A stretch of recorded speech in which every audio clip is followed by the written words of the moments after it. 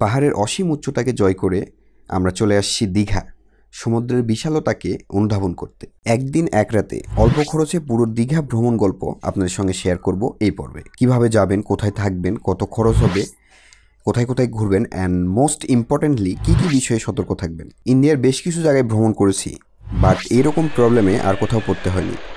So এর আগে আমরা দার্জিলিং ট্যুর শেষ করে আসলাম। ওই ভিডিওগুলো যদি না দেখে থাকেন তাহলে আই বাটনে অ্যান্ড ডিসক্রিপশনে লিঙ্ক দিয়ে রাখবো, চাইলে দেখে আসতে পারেন। অ্যান্ড আপনি যদি আমাদের পরিবার নতুন সদস্য হয়ে থাকেন তাহলে অবশ্যই আমাদের চ্যানেলটা সাবস্ক্রাইব করে পাশে থাকা বেল বাটনটা অন করে দিবেন। সো আর কথা বাড়াচ্ছি না, চলেন চলে যাই মূল ভ্রমণ গল্পে।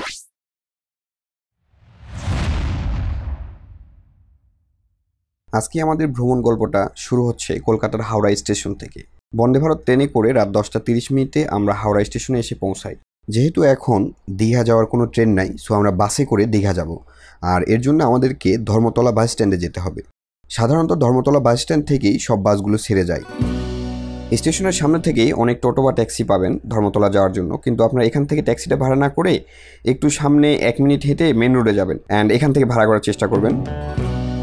অনেকক্ষণ দর কষাকষি করার পরে 200 রুপিতে একটা ট্যাক্সি রিজার্ভ করে আমরা এখন ধর্মতলার দিকে যাচ্ছি। কলকাতার সেই বিখ্যাত ঝুলন্ত হাওড়া ব্রিজের উপর দিয়ে যাচ্ছি। ধর্মতলা থেকে আমাদের বাসটা রাত্রি 11:30টার দিকে দীঘার উদ্দেশ্যে যাত্রা স্টার্ট করলো। ধর্মতলাতে বিভিন্ন পরিবহনের বাস সার্ভিস পেয়ে যাবেন, এসি নন এসি। আমরা শ্যামলী পরিবহনের একটা এসি গাড়ির টিকিট করি অ্যান্ড এটার ভাড়া পড়ছিল জনপ্রতি 300 রুপি করে।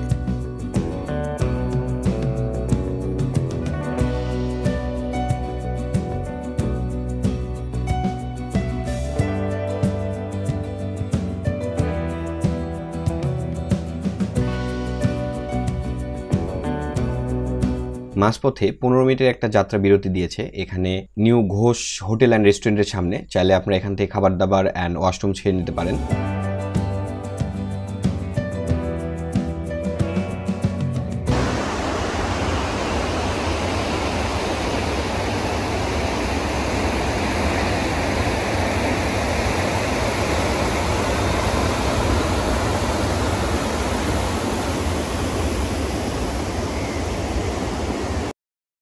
সাড়ে 7টার দিকে আমাদেরকে বাস থেকে নামাই দিয়েছি, নিউ দীঘাতে আমরা নামছি। অ্যান্ড এখানে নামার পরে একটা টোটো নিয়ে 2-1 মিনিটের পর চাইলে আপনি হেঁটে আসতে পারেন। এসে আমরা এই সকালে শান্ত বিচের ভিউটা আগে দেখার জন্য আসছি। সকালের কোলাহলমুক্ত বিচে সমুদ্রের গর্জন সত্যি অসাধারণ ছিল। দীঘা বাস স্ট্যান্ড থেকে নিউ দীঘা বিচে আসতে আমাদের জনপ্রতি টোটো ভাড়া পড়েছিল 10 রুপি করে, বাট প্রবলেমটা শুরু হয় টোটোতে ওঠার পর থেকেই।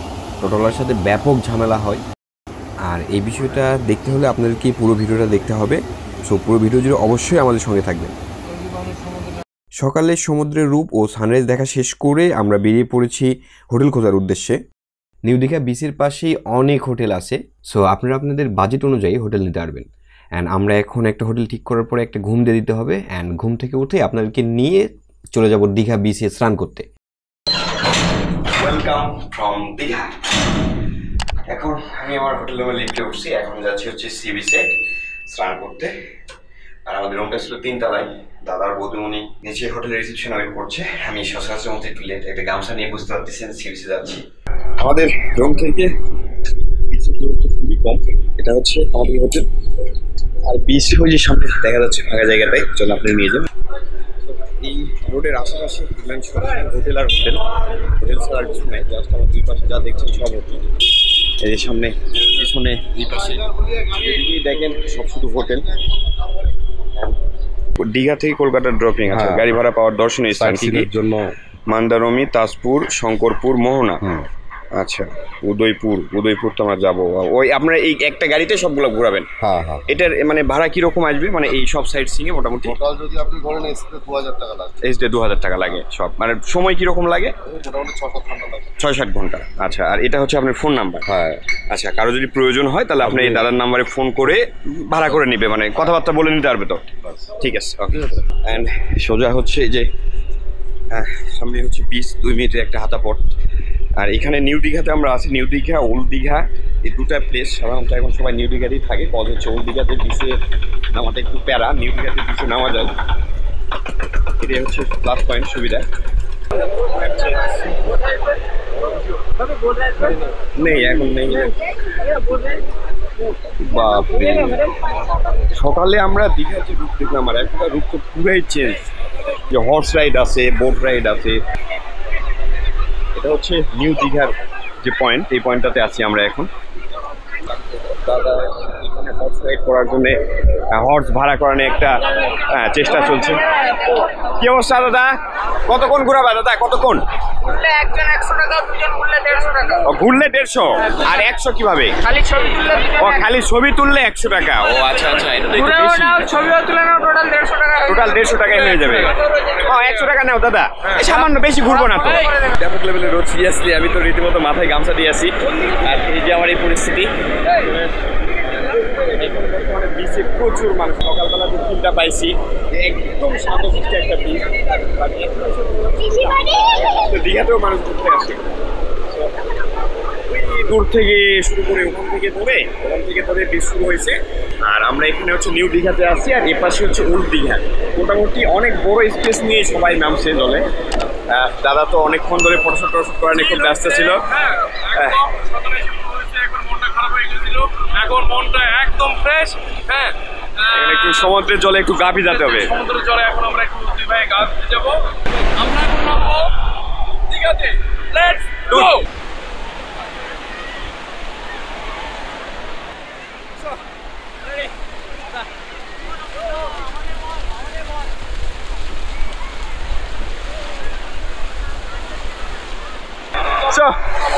আমরা রীতিমতো দীঘা বিচে সেই লেভেলের ফিল করছি। অনেক লোকজন, অনেকক্ষণ ধরে প্ল্যান করছি।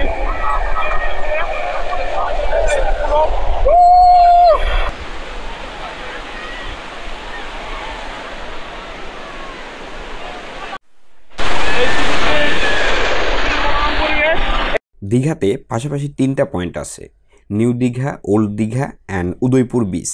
আমরা এখন যে বিচটাতে আছি এটা হচ্ছে নিউ দীঘা। এখন সাধারণত সবাই নিউ দীঘাতেই আসে স্নান করার জন্য। এছাড়া আপনারা উদয়পুর বিচেও স্নান করার জন্য নামতে পারেন, তবে ওল্ড দীঘাতে এখন স্নান করা যায় না। সকালের দীঘা দেখে মনে হয়েছিল আমরা মনে হয় কোনো একটা নদীর পাড়ে চলে আসছি, বাট দুপুরের ক্ষিপ্ত দীঘার বিশাল ঢেউ দেখে মনে হচ্ছে যে আমরা সত্যিই সমুদ্রের পাড়ে আছি। প্রচুর পর্যটক আসছে অ্যান্ড সবাই সমুদ্রের বিশাল ঢেউয়ের সাথে খেলা করছে। এছাড়াও এখানে হর্স রাইড, বোট রাইড সহ বিভিন্ন অ্যাক্টিভিটিস আছে, চাইলে আপনারা ট্রাই করে দেখতে পারেন। অসংখ্য মানুষ আর বিশাল ঢেউয়ের সাথে খেলা করতে করতে কখন যে আপনাদের সময় পার হয়ে যাবে এটা আসলে বুঝতেই পারবেন না। তবে এখানে যেটা প্রবলেম সেটা হচ্ছে আপনি মোবাইল বা মানি ব্যাগ বা জুতা যেগুলো নিয়ে আসবেন এগুলো রাখার কোনো ব্যবস্থা নাই। এখানে যদি লকার সিস্টেম করা হতো তাহলে বিষয়টা আর অনেক ভালো হতো। আমরা বিচে অনেক সময় স্নান করলাম, করা শেষ করে এখন আবার রুমে চলে যাব।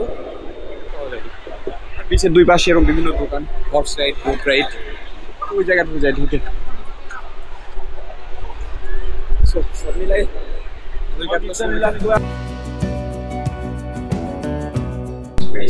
এখন ঘুরতে সময় 5টা 20 মিনিট।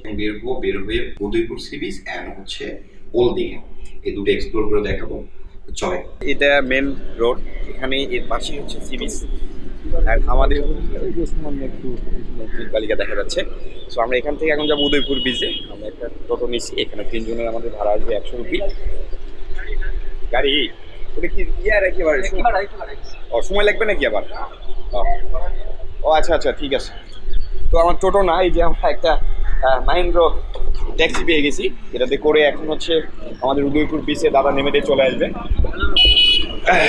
শেয়ার রিজার্ভ না, আমরা শেয়ারে যাচ্ছি। মোটামুটি 5-7 মিনিটের একটা ডিস্টেন্স, 5-7 মিনিট ডিস্টেন্সে আমরা উদয়পুর সি বিচে চলে আসছি। আর উদয়পুর সি বিচটা আপনাকে দেখাবো। এখন আমরা এই গাড়িটা নিয়ে আসছি, আমাদের 3 জনের ভাড়া পড়ছে 100 রুপি দিয়ে আমরা হচ্ছে উদয়পুর বিচে চলে আসছি। অ্যান্ড চাইলে আপনারা উদয়পুর বিচে কিন্তু বাইক ভাড়া নিয়েও ঘুরতে পারবেন। তো আমাদের যদিও সময় কম, আমরা বিচটা একটু এক্সপ্লোর করবো আপনাদের সামনে। তো চলেন গাড়িটা ফেলে দিয়ে বিচে যাই। বিচে ঢোকার আগে আশেপাশে এরকম প্রচুর আপনারা সব পাবেন, চাইলে এখান থেকে কেনাকাটা করে নিতে পারেন আপনাদের ইচ্ছা মতো।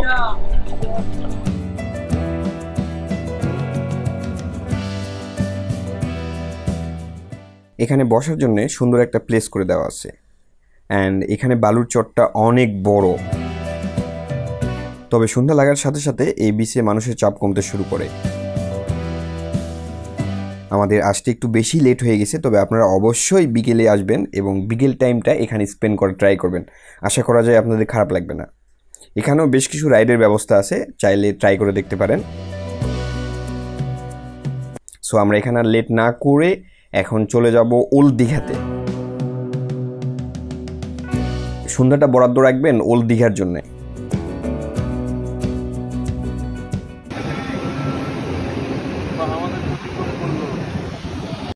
ইঞ্জিন চালিত একটা ভ্যান গাড়িতে করে আমরা চলে আসলাম ওল্ড দীঘাতে।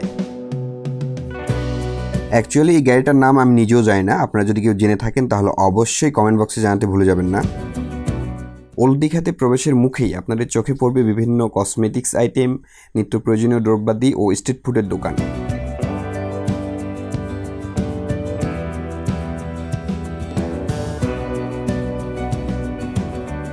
সমুদ্রের ধার ঘেঁষে ফুটপাতের উপরে নানান আইটেমের দোকান বসছে। আপনারা আপনাদের প্রয়োজন অনুযায়ী কেনাকাটা এখান থেকে সেরে নিতে পারেন। আমরাও অনেক কেনাকাটা করছি, স্পেশালি মেয়েদের আইটেমই বেশি। আমাদের সঙ্গে যেহেতু বৌদিমণি ছিল, সো অনেক কেনাকাটা করা হয়েছে।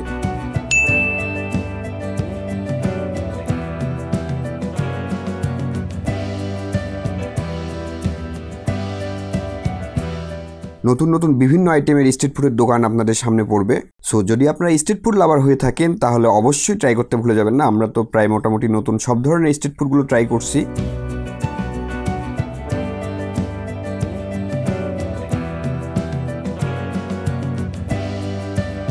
হাঁটতে হাঁটতে একটু সামনে আসলেই আপনাদের চোখে পড়বে আলোক ঝলমলে সুন্দর একটা পার্ক। অ্যান্ড এখানে পেয়ে যাবেন আপনাদের কাঙ্ক্ষিত সেই আই লাভ দীঘা লেখাটা, যেটার সামনে পিকচার তোলা নিয়ে সবাই খুবই ব্যস্ত। অনেকক্ষণ সিরিয়ালে থাকার পরে ফাইনালি আমরাও পিকচার উঠায় নিলাম।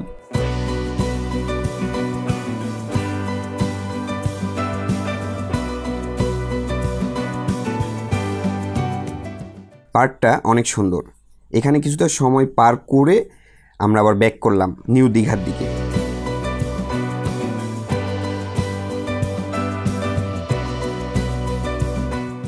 এই পাশেও আরেকটা পার্কের মতো প্লেস তৈরি করা আছে। ওল্ড দীঘাতে ঘোরা শেষ করে সমুদ্রের পার দিয়ে হাঁটতে হাঁটতে আমরা চলে আসলাম নিউ দীঘাতে। ব্যাক করার টাইমে আপনারা অবশ্যই গাড়িতে উঠবেন না, সমুদ্রের পার দিয়ে হেঁটে আসার ট্রাই করবেন।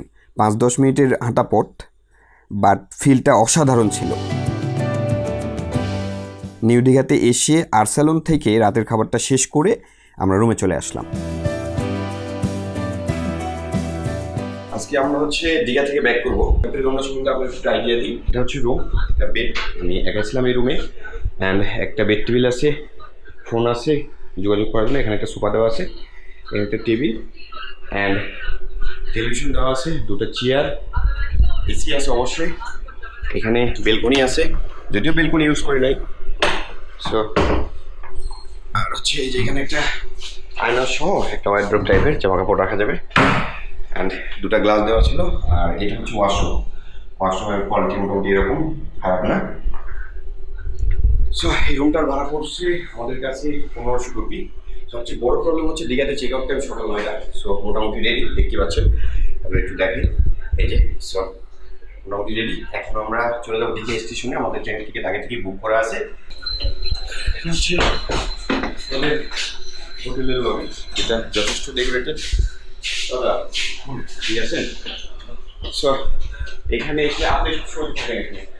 আচ্ছা, দাদা সবসময় থাকেন নাকি? দাদার সাথে একটু কথা বলবো। তাহলে আপনি যদি একটু আমাদেরকে আইডিয়া দিতেন। মনোজ পাল সবসময় এই হোটেলে আসলে, মেঘবালিকাতে আসলে তো আপনাকেই পাওয়া যাবে। আচ্ছা ঠিক আছে। এখানে কি কি ধরনের রুম আছে?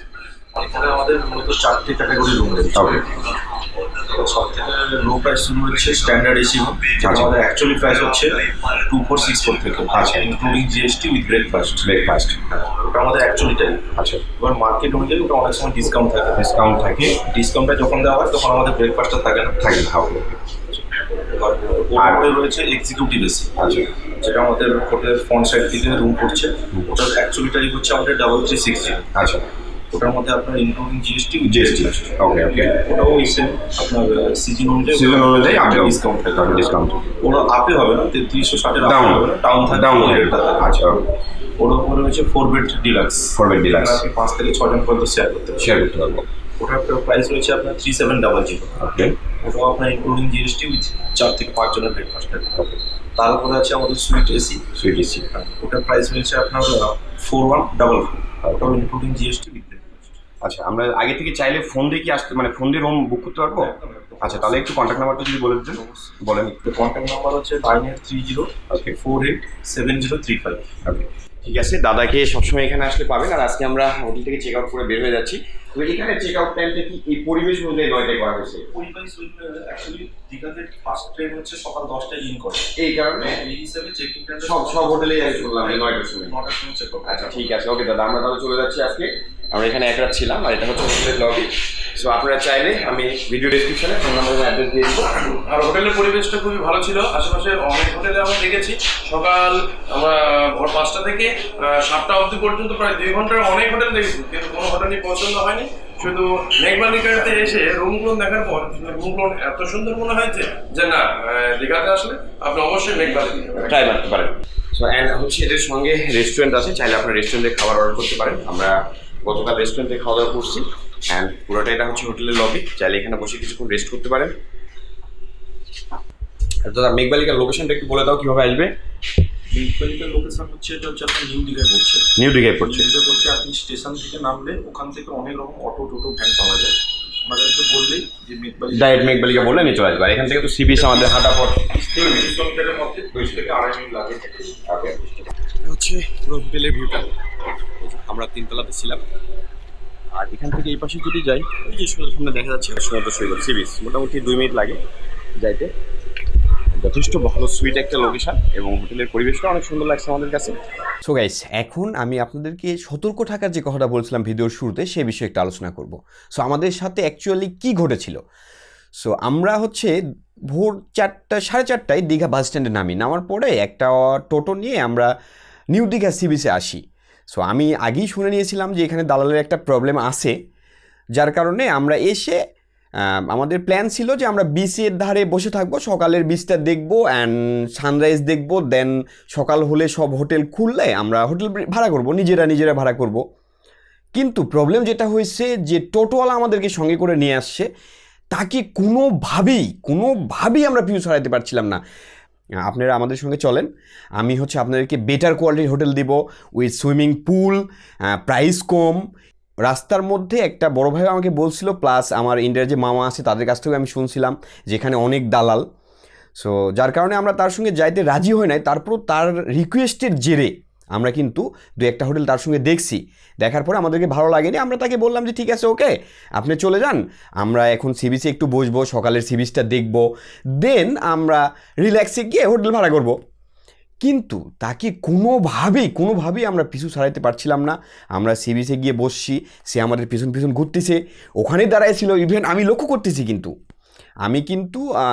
করতেছি সে আসে কি না। তারপর দেখতেছি সে বলতেছি না সমস্যা নাই, আপনারা পরে হোটেল ভাড়া করেন, আমি আপনাদেরকে নিয়ে যাব, কোন হোটেলে যাবেন চলেন। যে কোনোভাবেই সে আমাদের পিছু ছাড়বে না, সে থাকবেই। তা আমি তো বুঝতে পারলাম যে বিষয়টা খারাপ।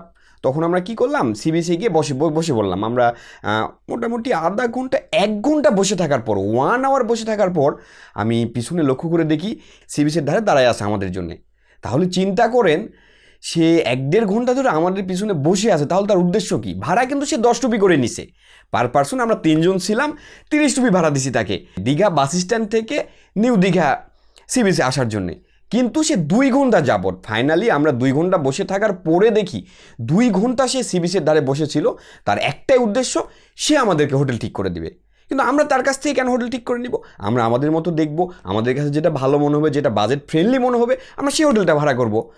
সো অবশ্যই দীঘাতে দালালের এত পরিমাণ প্যারা, সিরিয়াসলি আপনারা কোনো দালালের পাল্লায় পড়বেন না। এবং কোনো টোটোওয়ালা যদি আপনাদেরকে বলে যে তারা আপনাকে বেটার হোটেলে নিয়ে যাবে with swimming pool, luxurious room, AC, এটা কখনোই কানে নেবেন না, কখনোই না। সাবধান, এখনও বলে দিচ্ছি আমি, খুবই সতর্ক থাকবেন এই বিষয়ে। আপনারা কি করবেন, আপনারা সি বিচে চলে যাবেন, সি বিচে সানরাইজ দেখবেন, একটু সময় পার করবেন। দেন সকাল হলে, ক্লিয়ার হলে, সব হোটেলগুলো যখন খুলবে তখন আপনারা নিজেরা গিয়ে কথা বলে হোটেল ভাড়া করবেন। লাইক আমি আপনাদেরকে যে হোটেল দেখালাম আমরা, এটা কিন্তু আমরা ভাড়া করছি 1500 রুপি দিয়ে। আমি যে রুমটা দেখাইছি আমার, এটার কিন্তু লিগালি ওদের যে অফিসিয়াল প্রাইস হোটেলের, সেটার ভাড়া ছিল 2450 রুপি। তার মানে হোটেলওয়ালাকে জিজ্ঞেস করছিলাম, হোটেল রিসেপশনে যে ছিল তাকে আমি জিজ্ঞেস করলাম যে ভাই এটা কেন? এই টোটোওয়ালা ভাড়া মারা বাদ দিয়ে কেন আমাদেরকে এত বেশি আপ্যায়ন করছিল, এত আপ্যায়ন করার কারণ কি? তো তখন সে বলল যে এই যে আমাদের যে হোটেলের অফিসিয়াল রেট 2450 রুপি, সে যদি আপনাদেরকে শুধুমাত্র আমার গেটে এসে নামায় দিত, তাকে ভিতরে আসতে হবে না, আমায় কিছু বলতে হবে না, জাস্ট গেটে এসে নামায় দেবে, আপনার ভিতরে ঢুকবেন, সে বাইরে দাঁড়ায় থাকবে, এতটুকুতেই সে 1000 টাকা। আপনারা কত দিয়ে ভাড়া করছেন? 1500 রুপি দিয়ে। কিন্তু আমি আপনাদের কাছ থেকে ভাড়া নিতাম 2450 রুপি, অ্যান্ড বাকি যে 1000 টাকা, এই 1000 টাকা তার পকেটে চলে যেত। তার মানে একবার ভাবে দেখে 2 ঘন্টা সময়ের জন্য সে 1000 টাকা আর্নিং তার। সো অবশ্যই কেয়ারফুল থাকবেন, কোনো দালালের খপ্পরে পড়বেন না, নিজেরা যাবেন, দীঘা বাস স্ট্যান্ডে নামবেন, ওখান থেকে টোটো ভাড়া করবেন, নিউ দীঘা সি বিচে যাবেন, সকালের দীঘা বিচ দেখবেন, তারপরে দিনের আলো আসলে সব হোটেল খুললে নিজেরা যায় দেখে দেখে দেখে আপনাদের বাজেট অনুযায়ী আপনার হোটেলটা ঠিক করবেন। সো গাইস, আমার এই ভিডিওটা যদি আপনাদের একটু উপকারে আসে তাহলে অবশ্যই ভিডিওটা লাইক, কমেন্ট অ্যান্ড শেয়ার করতে ভুলে যাবেন না। আর আপনি যদি আমাদের পরিবার নতুন সদস্য হয়ে থাকেন তাহলে অবশ্যই আমাদের চ্যানেলটা সাবস্ক্রাইব করে 5 টাকা বেল বাটনটা অন করে দেবেন। দেখা হচ্ছে আবার পরবর্তী ভিডিওতে। আমরা এখান থেকে এখন বের হয়ে চলে যাব কলকাতাতে ট্রেন যোগে, সেই ভিডিওটাও দেখার জন্য অবশ্যই আমাদের সঙ্গে থাকবেন। সো সবাই ভালো থাকবেন, সুস্থ থাকবেন, টাটা।